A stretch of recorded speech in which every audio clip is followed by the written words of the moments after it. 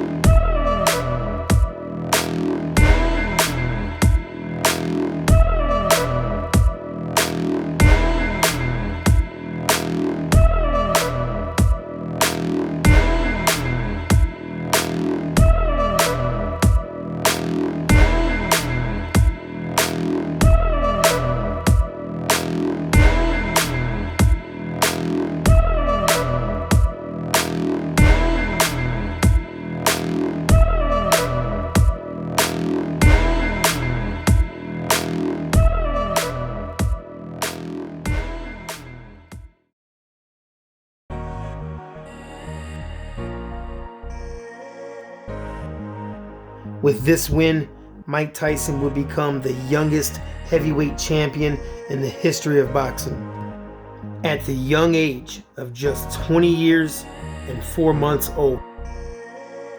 From the opening bell, Tyson brought the heat, and courageously, Berbick refused to back down from the young Mike Tyson.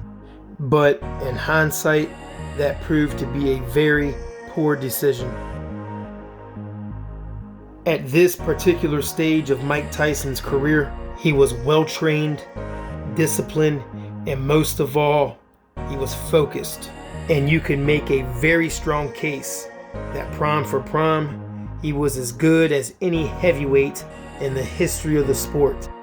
He would then go on to win the WBA, IBF, and the lineal heavyweight titles when he defeated James Bone Crusher Smith, Tony Tucker, and Michael Spinks to become the undisputed heavyweight champion of the world.